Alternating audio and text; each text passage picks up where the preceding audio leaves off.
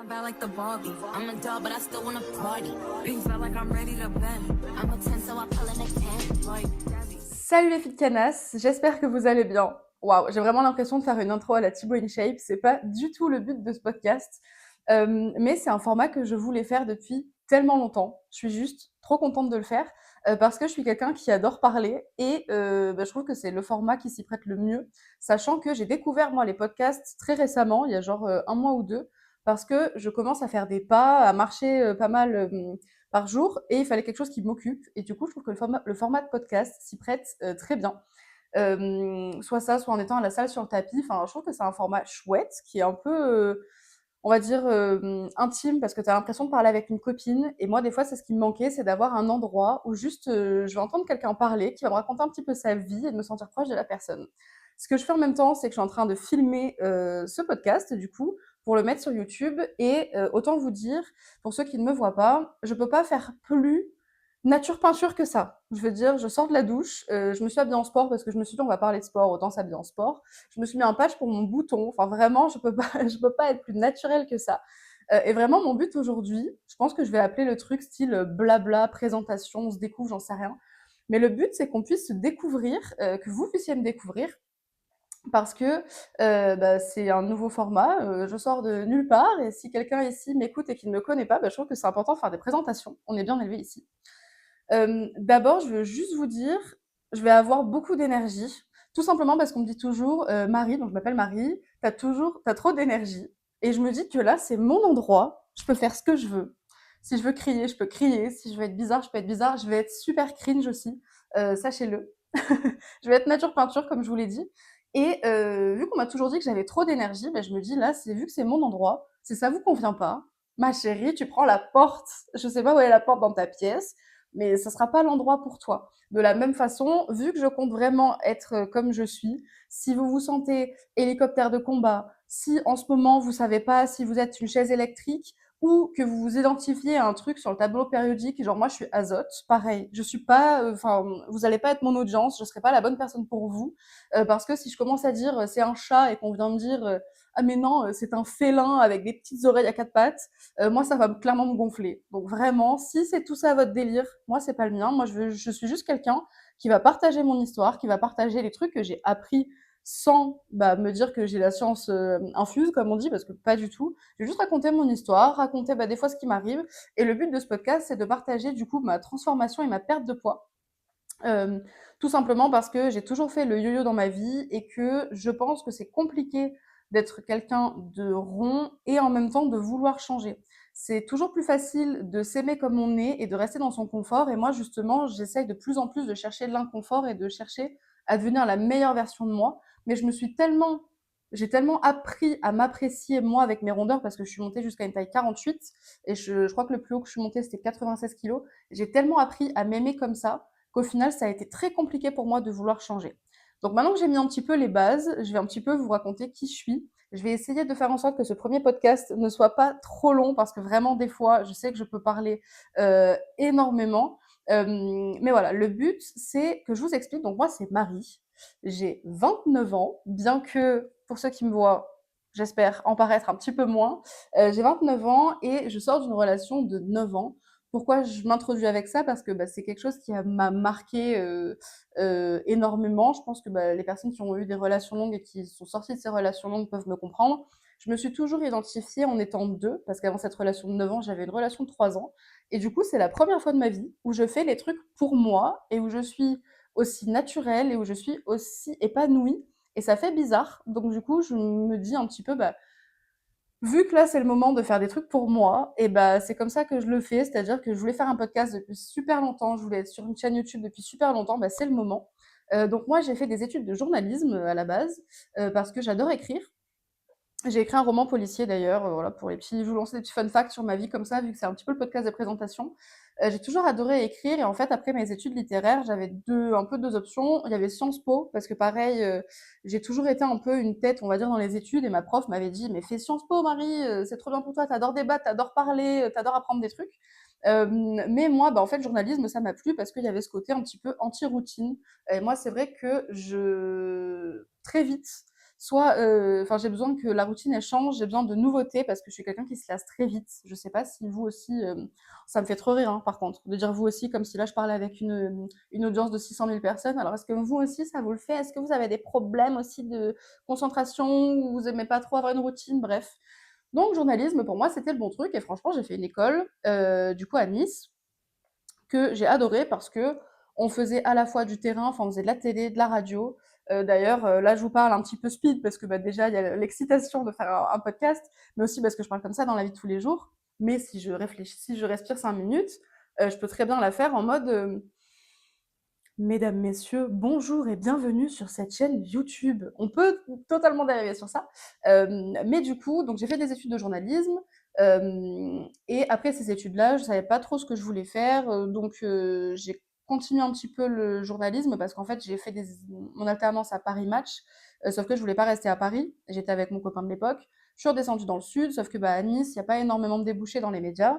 Donc j'ai commencé à moi faire un petit peu, écrire des articles par-ci par-là pour des magazines, mais je pouvais pas en vivre. Donc, à l'époque, j'avais lancé moi toute seule, je faisais de la com, c'est ce qui se rapprochait un peu plus, le plus du journalisme. On a monté un truc avec mon ex ensuite, puis avec des amis, on s'est retrouvé avec une grosse boîte. Bref, je vous la fais courte. Une fois que la boîte n'a plus été d'actualité, moi j'ai commencé à bosser dans une entreprise de compléments alimentaires de sport, avec parce que les personnes aussi, c'était des amis à moi. J'ai adoré cette expérience. Ça m'a redonné le goût aussi bah, à tout ce qui était prendre soin de soi, au sport, à se bouger, etc. Parce que bah, je parlais qu'avec des gens qui faisaient du sport un petit peu toute la journée. Et là, du coup, bah, cette aventure-là se termine aussi bah, la semaine prochaine. Et en parallèle de ça, j'ai commencé une formation pour être coach sportive en ligne, non pas dans un premier temps pour coacher des gens, mais pour être moi la première coachée, on va dire, dans le sens où bah, je trouvais ça plus simple d'apprendre comment fonctionne mon corps plutôt que d'écouter quelqu'un qui va me dire meuf, faut manger 3 feuilles de salade, mais tu comprends pas pourquoi. Parce que comme je vous l'ai dit, dans ma vie, j'ai toujours fait le yo-yo.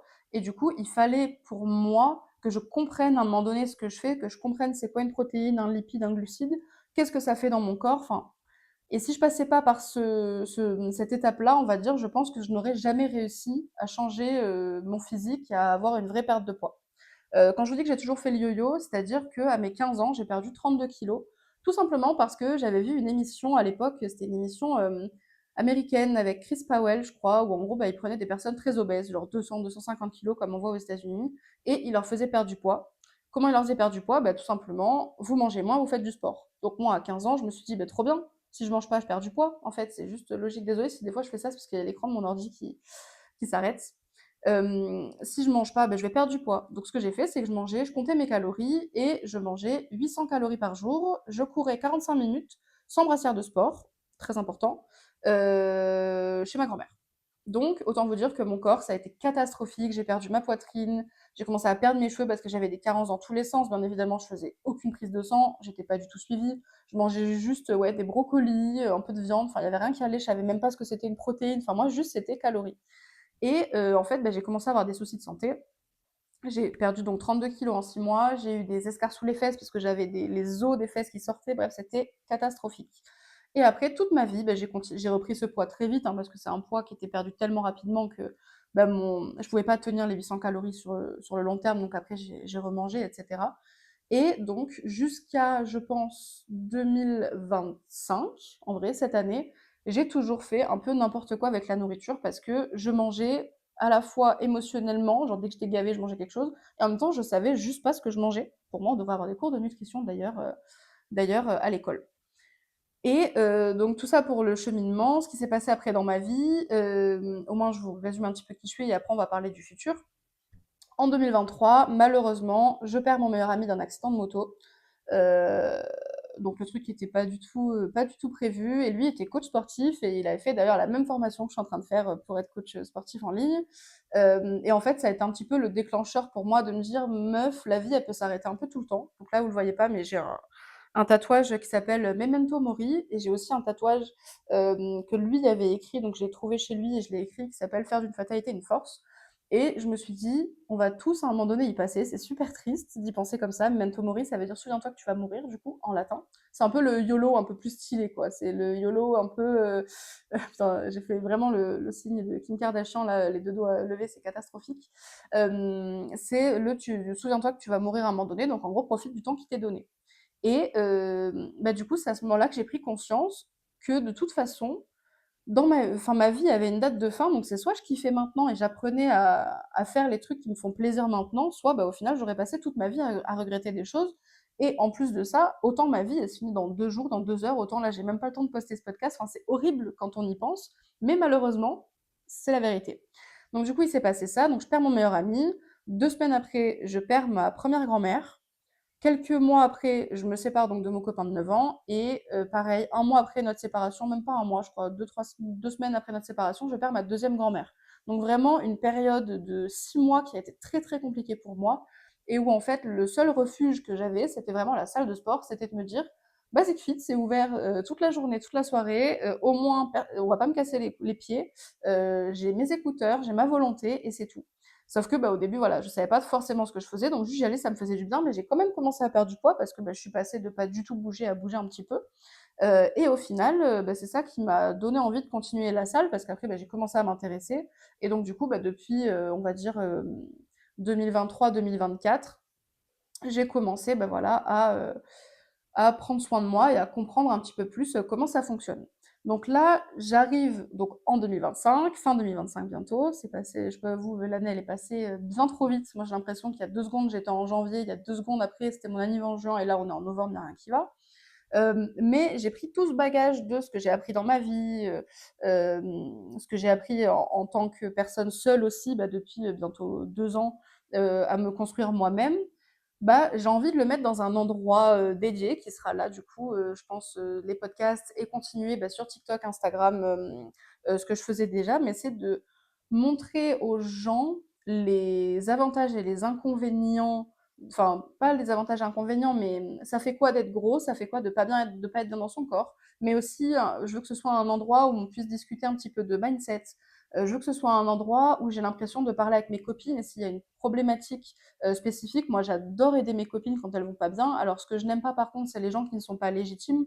C'est-à-dire que si on vient me demander, moi, j'en sais rien, tu peux m'aider à peindre un mur, je suis nulle à peindre un mur, bah non, clairement, meuf, je vais pas pouvoir t'aider, demande à quelqu'un d'autre. Mais par contre, dans les trucs où c'est des états, on va dire, psychologiques dans lesquels je suis passée, ou si c'est une situation que j'ai déjà vécue, je trouve ça trop bien, bah, du coup, d'avoir des amis et d'avoir des personnes bah, un peu légitimes, on va dire, pour pouvoir en débattre et avoir un autre point de vue.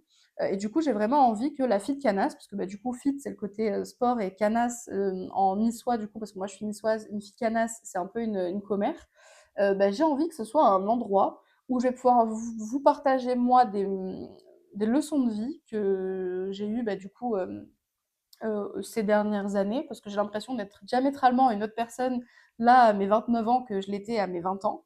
Euh, et bah, de pouvoir, si ça peut aider des personnes, soit à se remettre en question, soit à prendre du recul sur une situation, soit à vouloir changer de corps, soit à vouloir se renseigner sur comment changer de corps, bah moi j'aurais tout gagné parce que bah, à la fois ça me fait plaisir de pouvoir parler, là vous voyez j'adore blablater, et en plus ça m'a manqué de mon journalisme d'avoir un truc où je fais du facecam et où juste bah, je parle. Si ça peut aider des personnes, bah pour moi, ça sera parfait. Enfin, c'est la mission accomplie, gling gling, on met une petite médaille et on est bon. Parce que je trouve ça compliqué, moi, en 2025, de savoir par où commencer, de trouver la motivation et du coup, en étant moi plus en couple et en étant bah, quasiment dans la trentaine, je trouve que la vie, c'est très facile de se sentir super seule. Genre moi, il y a eu des moments là dernièrement, dans ces derniers mois, où même si j'ai mes amis, j'ai ma famille, bah, il y a des fois où tu es chez toi le soir, tu as ce truc où tu es très seule. Et je trouve qu'avoir un endroit, donc que ce soit là le podcast ou sur la vidéo YouTube pour les personnes qui regarderont en vidéo, bah, c'est sympa parce que t'enlèves un peu ce côté solitude triste, parce que t'as l'impression d'avoir une amie qui te dit ça va bien se passer, et t'as l'impression d'avoir du coup un conseil de quelqu'un qui te connaît pas. Je sais pas si vous avez déjà été chez le psy. Moi, j'y étais du coup, bah, quand mon meilleur ami est décédé en 2023 et j'y suis retournée début 2025, si je dis pas de bêtises, parce que j'avais eu un souci amoureux, si je peux dire ça comme ça, et du coup j'ai senti que j'avais besoin d'en parler, et ben ça m'a fait du bien sur le coup. Alors par contre, un psy, c'est 60 balles la séance, donc je pouvais pas y aller non plus, pendant 10 ans. Mais je trouve que du coup, à un endroit où on va pouvoir, discuter et où quelqu'un vous donne un petit peu ce par quoi elle est passée, bah, peut-être que ça pourra permettre à certaines personnes de soit se reconnaître, soit, bah, à contrario, de se dire: «Ah bah là, je m'y reconnais pas, mais du coup, putain, ça me fait penser à quelque chose» et bref, après, chacun se fait sa tambouille. Donc voilà, mon but, c'est de pouvoir partager, bah, moi, ce que j'ai vécu. Donc ça veut dire moi, j'ai toujours été grosse. J'aime pas les gens à chaque fois qui me disent: «Mais dis pas que t'étais grosse, t'étais pulpeuse, t'étais cœur vide». Non, c'est juste un adjectif. Je veux dire là, bon, maintenant je suis rousse parce que ça se voit pas trop là, mais je me suis fait une teinture. Mais une personne grosse, elle est grosse, point. C'est pas, j'ai pas dit que j'étais une sale grosse, je me suis pas insultée. Mais à un moment donné, il faut arrêter aussi. C'est pour ça que je disais, si vous n'êtes pas à l'aise avec les gens qui vous disent les trucs un peu cash, je ne serai pas du tout la personne qu'il faudra que vous écoutiez. Parce que pour moi, bah, un blond, il est blond, une grosse, elle est grosse. Point. C'est juste l'intention qu'on met derrière un mot qui, des fois, fait qu'il est méchant. Moi, mon but, c'est pas du tout d'être méchante parce que bah, là encore, ça se voit. Hein, je veux dire, je fais encore plus de 80 kilos pour 1,65 m. Donc, dans tous les cas, je suis quelqu'un qui est en chair, si vous voulez dire, je suis grosse.